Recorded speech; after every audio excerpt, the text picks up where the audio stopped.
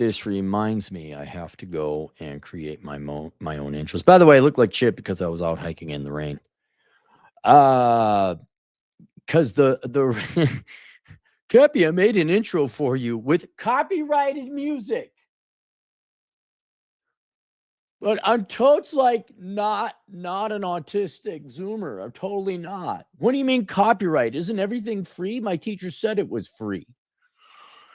So I got to go make my own. Although I will say Shark Toss, he does do good original intros. So Cairo Copeland, who wrote the book Riches from Bitches: How to Profit Off of the Rise of the She Economy. And the book was as good as the title sounded. It was really good. He says, "Hey, Cappy, do you mind reviewing my book? It's longer. And let me get the title right because it's a long title. Man's Guide to Making Male Friends, Cultivating Male Friendship and Making Friends as an Adult for Men." And there it is. Got the image below. And now I'm going to close out of that so this computer doesn't crash because it's a shitty computer.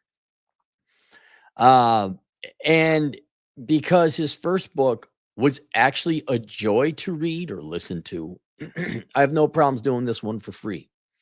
So what happens when you make a quote? Bro, Cappy, can you read my book? I'm a 23-year-old dick licker, and like I'm talking about my experiences, like at the frat house, and like totally how to nag chicks, bro. Bro.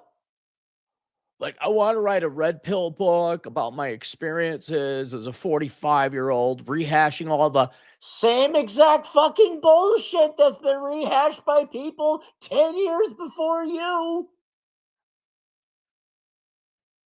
And it's not that I'm discouraging people from writing books. It's, dude, does the book already exist? It does. Matter of fact, it exists 5 different ways and variations. Maybe you write something different, original. And that's why I like Riches from Bitches. It was new, it was a different take, and it was good.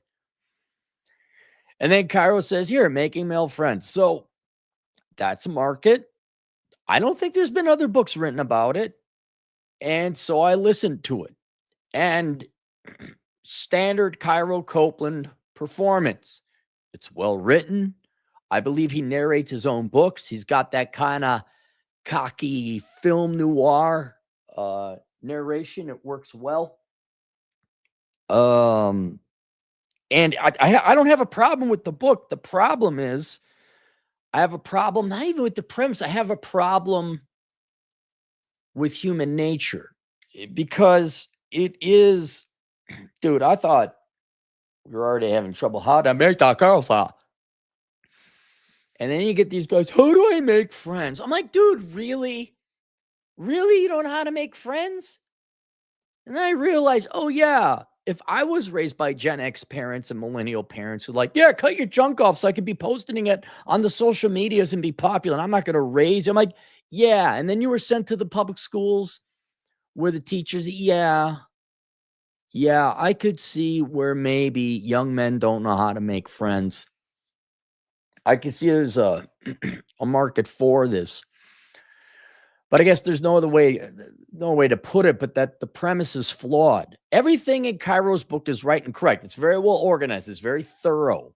If you read his previous book, the amount of thought he puts into, it's not just the structure, but each topic. He's like, yeah, you could tell he didn't just barf out, dude, and then I slapped the girl in her face with my dick, and that established dominance, bro. It's not that. He sat and thought like, okay, here's step 1. Here's step 2. Here's the previous things you need before you go in. Here's the psychological aspects.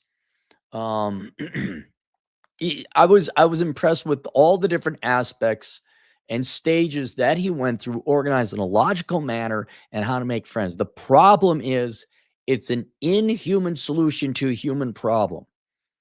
And that's kind of what I worry about a little bit with dating. Now, you guys know I I like looking at the numbers and the statistics, but the real reason I look at the numbers and the statistics is not for you to robotically go through and op. I have cufflinks. They are shiny. I coiffed hair. I wore lifts. Now I am 6'1". Touch P now. Op. These are the reason I go into statistical analysis or logical and then point these things out is so you know, oh, okay, so this is an important and statistically significant statistic or variable. You need to work on that. This is another thing you got to focus on. But above all else, reel in your expectations with reality. That's why I look at the statistics. But at the end of the day, meeting girls is a human interaction. They are not things, they are not robots, no matter how hard they try to be regurgitating feminist Democrat talking points. They're human beings. They have brains, they have minds, more so they have emotions. And you could perform all the analyses. At the end of the day, it's, are you charming? And then there's just chemistry. Does she like you? Got a schmutz thing right here. I swear to God. I'm just going to polish this for a while. Does the girl like you? That's it. As long as you're fuckable and you're there and you're hygienic, a lot of it is just the unquantifiable, amorphous, and changing and ethereal aspects of the human psychology and emotion. And it's the same thing with making friends. You know, why is my best friend my best friend? It's I couldn't write it down. We just jive well together. You know, why are me and Atham and Chad good friends? I don't know. Because we felt bad for Atham. Why you ever find one of them girls like, wow, you don't know, you just met her, right? You're like, well, I'm really into that gal. Same thing for them. And friends are the same way. Except with guys, it shouldn't have never been that hard. It should be natural.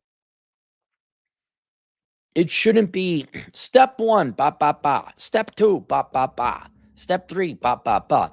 And again, watch the opening scene to The Accountant 2. He's at a online speed dating thing. And because he's an accountant and he's also autistic, he's very literal. There's no humanity there. Matter of fact, that's one of the underlying plots of the movie is his brother's trying to form a normal friendship and relationship with him, but he's not capable of it. He's too literal.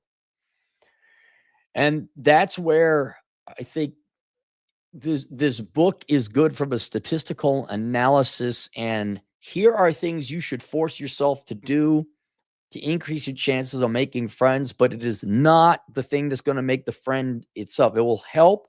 It'll increase your statistical chances. But at the end of the day, it should be natural. You don't force friends. You don't think it's now the time to ask them to go fishing. No, and if you're going to approach it that way, it's kind of ruined. Because it should just, like, I don't know, like there's these two guys I met, both over at one at Sticky Paws, one at Access Vegas, was it Red One Studios?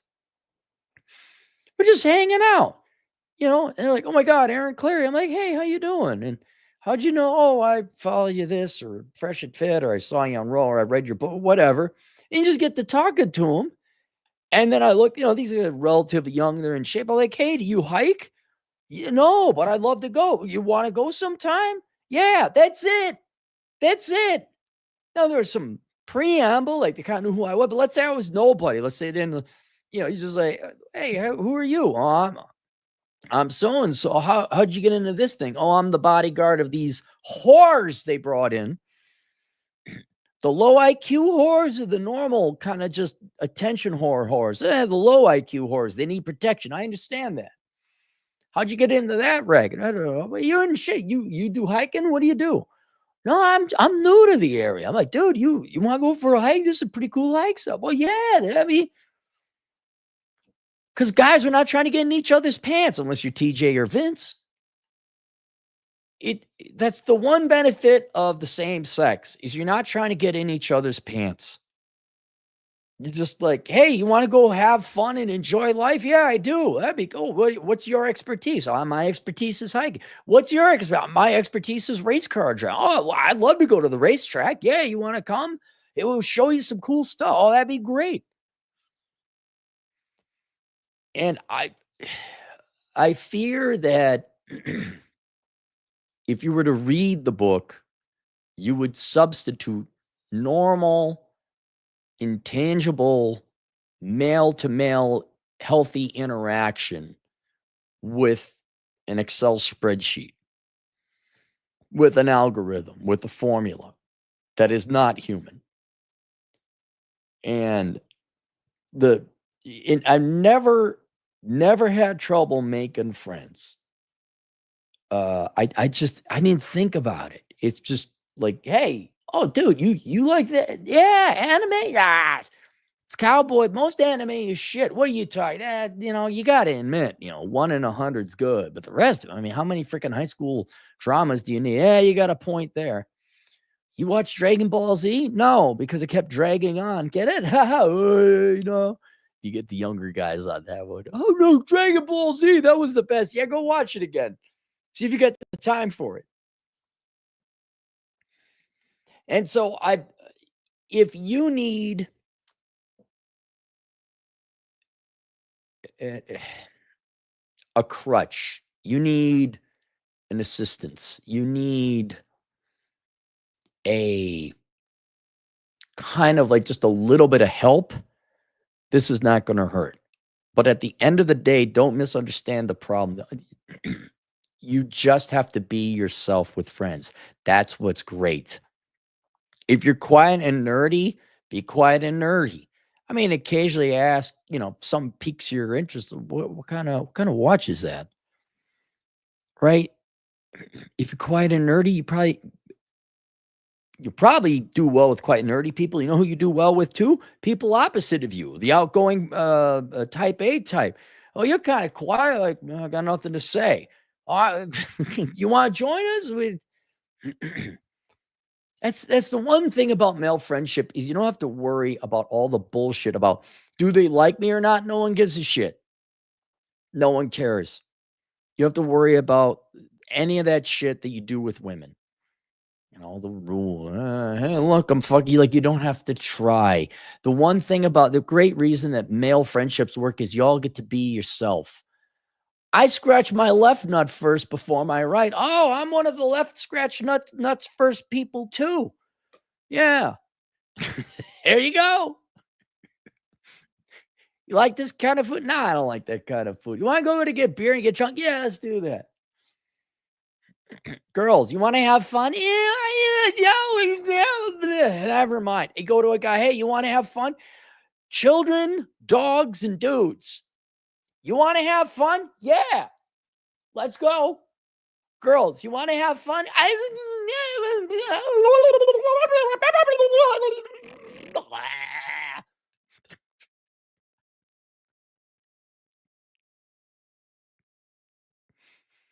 But with guys, you don't have to like game guys. So I think the overall, and maybe he knew this, that this is not your main way you're going to make male friends. This is an accessory tool to you making male friends. And it's not going to hurt you to read it. But as long as you understand that the way to making male friends, it's not robots. It's not execute protocol TYX7. If you want, I'll tell you this. If you're going to read this book, I would then also read Dale Carnegie's How to Win Friends and Influence People. If for any other reason, his discussion, how you have a conversation where you ask about the botanist chapter. He never says anything about himself, and he asks the botanist everything about botany. And the botanist thinks Dale Carnegie at the end of the night is like the most amazing guy ever, and yet he knows nothing about him. I think that's an important lesson. But yes, this is one of those things like, all right, you've read enough books. Now you've read enough about jujitsu. Now it's time to have some guy's foot in your face and roll on the floor and get in a fight. So I have it linked below. It's well written, well read. Everything is correct. It's not wrong, but I would not make that your primary strategy. Read 10 generous books. Their current culture does not allow or promote real human interactions. At work, you can't be a real person. Out and about, you have a bunch of hurdles in modern day internet internet actions. Internet reactions. Internet actions. I know the word you're trying to say. It's a good word. Yeah, I know, but that doesn't solve the problem. You're right, but you still got to get over those hurdles. Yeah, at work you probably can't be a real human being, so that's too bad. But then go join the fraternal orders, or go out to a local bar, or go join a bowling league, go play some poker. Um, yeah, it's unfortunate we can't meet friends at work, and we can't be normal people because middle-aged spinster liberal white Karens in HR will fire everyone and file complaints. Hey, remember when you girls might used to find gainfully employed men at the place called work? And then you find a guy with a job and a career? Yeah, good thing you got rid of that. Remember when you poisoned all the prize fish in the pond because you got sick and tired of fish biting at your bait? Thank God you got rid of all those fish. Supposippy, 10 generous dollars. I'm glad that I'm a millennial that knows how to drive stick, let alone a big rig stick. Good for you, man. Good for you. You saw the post? Pop taught me to drive stick and many things as a teenager. I made friends at many car shows and conventions. You know what? Now maybe it's a little bit different. Sup, but you're in the position you could tell me. Most girls my age, even think to this day, don't know how to drive stick. More than younger women do. Gen X women. There's a chance you find a gal who knows how to drive stick. But when I was a young man driving, I'd be on a date. The girls were impressed I knew how to drive stick. No joke. Like, "Wow, you drive really well." I'm like, "I'm driving just normally. I'm merely pushing in a clutch and moving a stick." But I don't know what it was. They thought it was impressive. I mean, I was driving a Ford Escort, and it's like, "You drive really well." I'm like, "Really? I'm just shifting." And I would say unto you, I was not driving any worse or better than the average person. It's just that I was driving a standard transmission. They were impressed that I had the eye to hand coordination or whatever skill it is to drive standard transmission. So I'm wondering if you got the same. I don't want another super chat. I'm curious if millennial girls are like, "Oh my God," or is it like, "What is that? Oh my goodness, I don't understand it. Is it patriarchy? I don't like. Oh my God, when are you gonna get a real car? I don't like where we're going. This is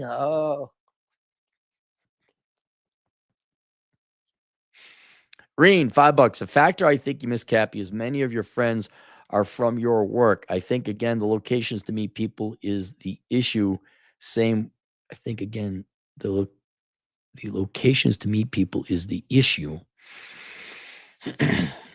Many of your friends are from your work. No, I agree, both in the past and even today, because that's where well, work is school, right? You're allowed to make friends at school. And I'm sure there's no policies against making friends at work. There's policies against dating. There's policies against finding love or having sex or interacting with the opposite sex in a romantic or sexual capacity. That's bad. But you could be secular friends, or what is it called? Platonic friends. You can be friends. But you are also correct that what is considered socially acceptable, everyone is increasingly become eggshells and fraggy vaggies, where everything is offensive. That would, especially male ribbon, and like me and Vince could not be in the same office because we'd get fired. Like, "Hey, needle dick, hey, putz face," and that would offend some precious fraggy vaggie, male or female, doesn't matter. So I understand it's more difficult. It is not as fertile grounds to make friends at work. And you are correct. You still then have to go out somewhere else. Now, maybe the locations you're saying are being poisoned by the general social movement towards looking at the phones and everything is offensive. Like, even meetup groups, they had to start saying, "This is not a place for you to meet the opposite. This is not a dating app." Like, okay, fine. And so, yeah, you're not wrong, Reen. People are increasingly fragile and offended. So even like I went to a meetup group not too long ago. It was a running group. Haven't ran in a couple of years actually. Old lady kicked my ass. And I kept up and I just, standard, no politics, no religion, didn't say much of anything. And it was a nice conversation I had with this elderly lady. It was kind of funny because um they said, "How fast are you, like, minute miles?" I'm like, "Oh, 9, 10 minute miles." "Oh, you're a fast one." I'm like, "I am?" And then we start running, like, "Yeah, go run with her," because I was running with all the slow people because I haven't ran in a long time. And I'm like, "Run with the old lady." I'm like, "Oh, okay." So I caught up with I didn't realize that she was the ringer. She was putting the heat on. She was a better runner than me, and she almost beat me. I kept up with her.